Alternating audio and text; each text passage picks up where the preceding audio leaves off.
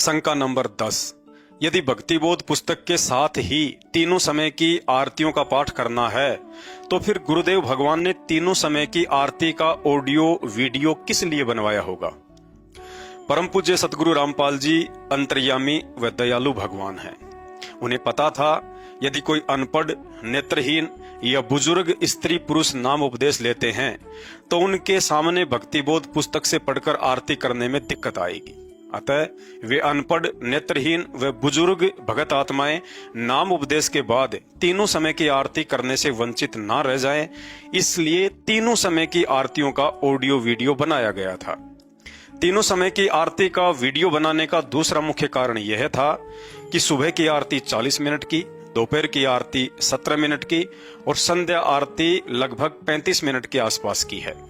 अब नाम उपदेश के तुरंत बाद भगत को कैसे पता चले कि तीनों समय की आरती मुझे कैसे करनी है, वाणियों व चौपाइयों को किस ढंग से व किस सुर में गाना है, इन सब बातों की जानकारी के लिए यह आवश्यक है कि शुरुआत में महीने भर जब तक नए भगत भाई बहन ऑडियो या वीडियो के साथ आरती करेंगे तो उन्हें आरती करने का तरीका समझ में आ जाएगा, और जब तरीका समझ में आ जाए तो उसके बाद मोबाइल में लगाकर आरती करने के बजाय भक्ति बोध पुस्तक हाथ में लेकर भक्ति विधान अनुसार स्वयं के मुख से पाठ करना ही आरती की उत्तम विधि है। तीनों समय की आरती का वीडियो बनाने का तीसरा और मुख्य कारण यह भी था कि गुरुदेव भगवान सन 1994 से नाम उपदेश दे रहे हैं और साथ में भक्तिबोध पुस्तक भी दिया करते थे, लेकिन देखने में आया कि उस समय ज्यादातर भाई बहन नाम उपदेश के बाद भी सही से आरतियां नहीं करते थे, जिसके चलते गुरु आज्ञा की अवहेलना हो रही थी।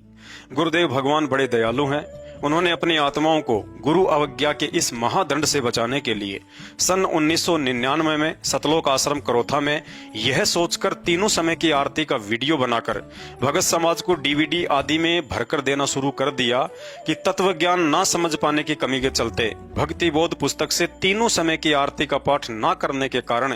यदि ये आत्माएं चलते फिरते या काम धंधा करते करते मोबाइल में लगाकर भी आरती सुन लेंगी तो गुरु आज्ञा की अवहेलना के महादंड से बच जाएंगी।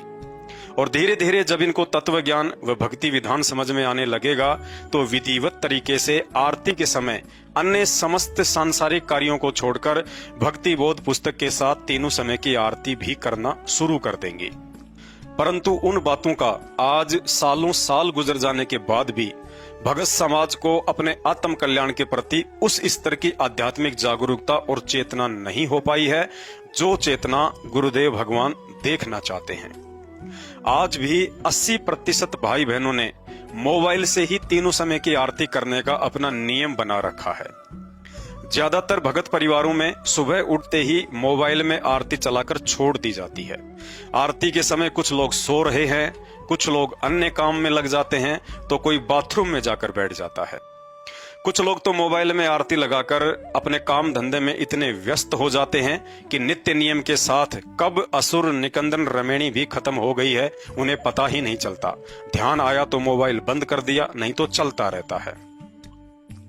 कुछ परिवार ऐसे भी हैं जिन्होंने सुबह 5 बजे के अलार्म की जगह नित्य नियम को सेट कर रखा होता है। सुबह के 5 बजते ही नित्य नियम तो शुरू हो जाता है, लेकिन खुद बिस्तर पर ही करवट बदलते रहते हैं। भाई और बहनों, पूर्ण ब्रह्म परमात्मा सतगुरु रामपाल जी भगवान द्वारा बख्शीश इस सतभक्ति को भले ही हम भाई बहन अपनी नासमझी के चलते हल्के में ले रहे हैं, लेकिन हकीकत यह है कि इस पूर्ण मोक्षदायिनी सतभक्ति को प्राप्त करने के लिए तो 33 करोड़ देवी देवता भी भिखारियों की तरह लाइन में खड़े रहने को तैयार हैं।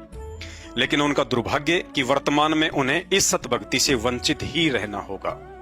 परमेश्वर रामपाल जी भगवान की सतभक्ति से जुड़े हुए भाई बहनों का सौभाग्य है कि उन्हें वर्तमान में ऐसा अनमोल भक्ति दान प्राप्त हुआ है,